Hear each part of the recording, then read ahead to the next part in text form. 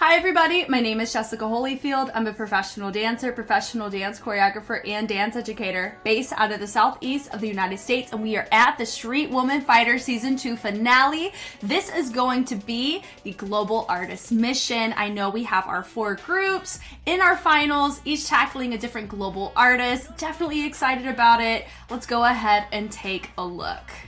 All right, here we go. We got 1 million.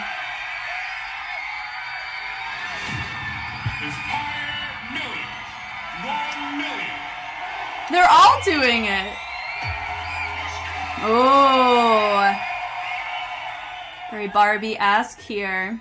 We got Ariana Grande.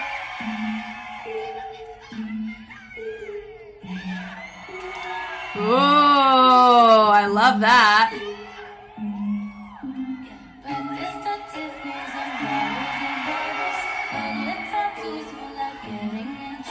Wow.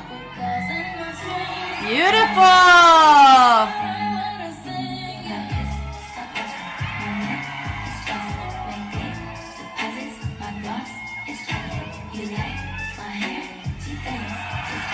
I like that.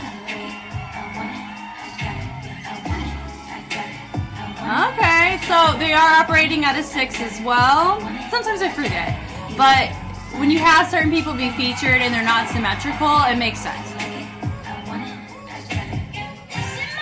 Woo! That was a great transition.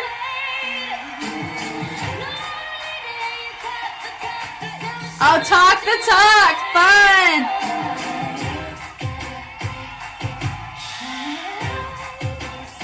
That was fun. Clean there.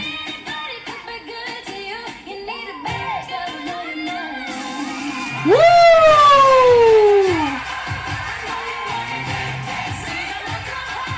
Fun. Wow, here we go. Are they going to take the jackets off? We'll see. A lot of glam. I love it. I let you have it. Fun. That was really fun, guys. Okay, bringing it back. So, I just think it's fun that they're all choreographing their Inspire Millions. Just how they set it up was really fun. Now, if you just take a look here, all of them are choosing to go about in the reverb slightly different. So some of them are choosing to go more staccato, locking everything, and some of them choose to do more of a soft reverb. And I think that ends up translating when you see it in the very beginning. Now, they're not doing anything in the start when we freeze like for a second and we're holding it. That little dee-dee, and they face front. I would say it wasn't as clear with the tick-tick that they were going for, or the strobe, because there's these extra reverberations taking place. But this is a great example. So when you look at how Leah did it very boom with that reverberation, vibration almost. But then with Ready, she took a more boom, feels more like they've been activated and they're slowly building up energy. But with Leah, it was like a boom, like they're already up and running and they're moving. So if I kind of showcase that back, that's just what I'm talking about. There's like texture refinement that I think could have really helped with this concept that they wanted to go with. And even seeing with my third person going, she hit it very differently. Like she hit and then she stopped it and then made it smooth, but other people kept the reverb going as they transitioned. So that's just my overall note. Then, for me, I understand why Leah made this choice. It's because we've already seen the reverbs and a lot of this robotic Barbie-esque intention behind it. Of course, the pink and everything and the velvet. I love the fit. The fit is freaking awesome. I love the barrettes with the hair and the high pony. Definitely ode to Ariana for sure. But how she's hitting it, it doesn't... That's something I've said in all of her battles too. It's not very clear, her direction and where she wants to go in these texture shifts, right? Not really texture shifts, like texture, like the content itself. Like I know she wants to bring it down, but because it's not clear how she's creating the mechanism of transition, that's why it feels a little bit muddled. Even though the texture is readable, the content of the texture is not readable. So that's just my big note that I'm noticing there. That bana, I got to see that. It's very clear with everybody.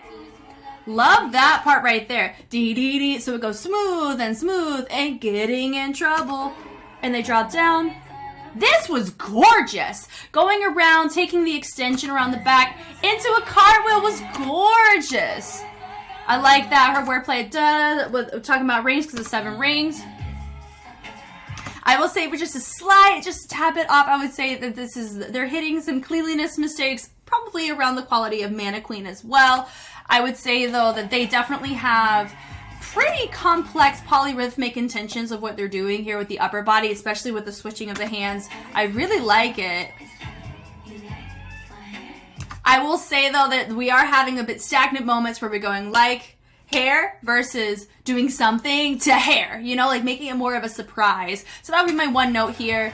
And I like this because it does remind me of when they did the K-pop challenge, you know, with the tie. So I like that. But whenever you are doing this kind of stuff, you know, just how you hold the hair. Some people's hair is more than others. So you're going to have more of a draping. So the effect's going to look different on each person. I love that they kept holding on to it as they dropped down. That was super cool. But you also see a slight spacing issue right here. So that would just be my note.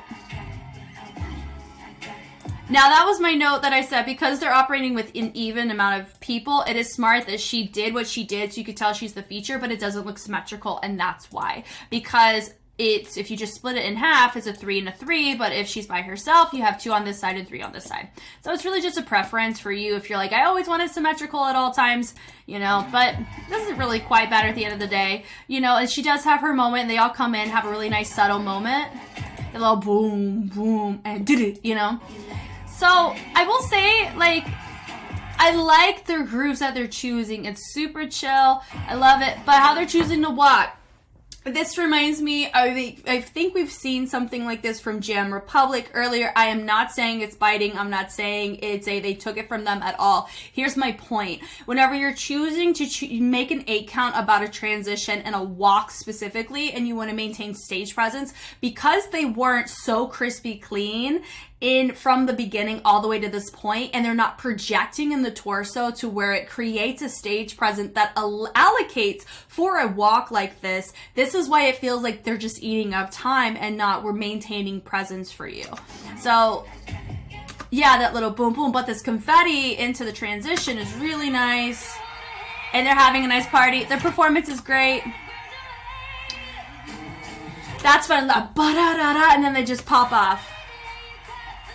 That was fun. I love how they hit that with the lead talk. The talk, really great tone setter.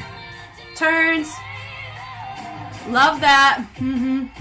Now, the aerial shot there at Didi, I think it may have looked nicer from the front because you're able to see the bend of the knees. From here, it just looked like they were switching their pike position. But it just wasn't as appealing as it could have been. But it was still really nice, though. I really enjoyed this. It's fun. The little shh. This was very clean. So if you notice, she maintains her hinge and just tries to circle her head, and everybody else complements what she's doing. And because she's more in the central part, it looks really nice. That was just really nice. Boom, doo-doo. Everybody finished at the same time. Everybody hit it the same way. That was a really great moment, specifically.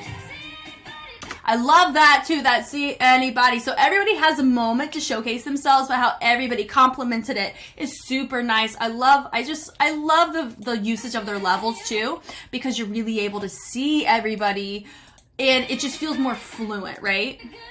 Now, this would be my note here is that, let me see, we have somebody going low. Okay. So we have 3 people staying up. We have 1 person dropping all the way down, and then we have 2 people at the midline. So I really like that. It's another example of great levels, micro levels. So it just makes it feel more enhanced. They go, that was cool. That da-da-da, drop to the knees. I've seen that in Locking Soul Train. Shout out to Dawn Campbell Lock. Rest in peace. But she slides her down. I know you want it. That was fun as they all dropped and you have one person staying up. That car, that was cute. It was simple and cute, you know.